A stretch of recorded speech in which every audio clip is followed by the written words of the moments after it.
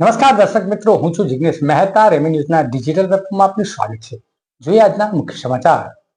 બારડોલી પાસે મીઢોળા નદીમાં દુર્ઘટના, 2 યુવકો ડૂબી જવાથી મોત. બારડોલી તાલુકાના ઉતારા ગામ નજીક મીઢોળા નદીમાં નાહવા ગયેલા યુવકોનો દુર્ઘટના સર્જાતા 2 યુવકોના કરુણ મોત નીપજ્યા.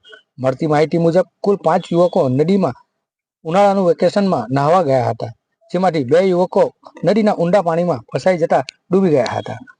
ઘટનાની જાણ થતાં બારડોલી ફાયર વિભાગની ટીમ તાત્કાલિક માહિતી આપતા ઘટના સ્થળે પહોંચી હતી અને રાહત બચાવ કામગીરી હાથ ધરવામાં આવી હતી. જોકે સ્થાનિક ગામજનો તેમજ સ્થાનિક તરવૈયાઓ પણ મૃતદેહની શોધખોળમાં લાગ્યા હતા.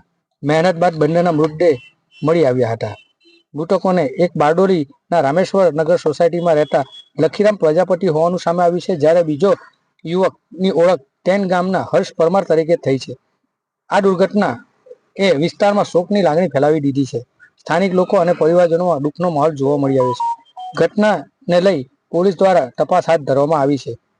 જી, મારું નામ Rishiprasad Jagdishbhai Patel, in-charge station fire officer Bardoli. આજ રોજ ડિસ્ટ્રિક્ટ ફાયર હેડક્વાર્ટર બારડોલીને કંટ્રોલ રૂમ પર કોલ આવ્યો હતો કે મીઢોળા નદીમાં 2 છોકરા ડૂબી ગયા છે. જે ઉટાળા વટાળા ગામની સીમમાં આવેલ મીઢોળા નદીના કિનારે 2 છોકરા નાહવા પડ્યા હતા, જેઓ તરતા ન આવડતું હોવાથી ડૂબી ગયા છે. જે સ્થાનિકો દ્વારા અમને જાણ કરવામાં આવેલ, અમે ત્યાં અડધા કલાકમાં જ બંને છોકરાઓને બહાર કાઢી અને 108 મારફતે અને એકતા ટ્રસ્ટ દ્વારા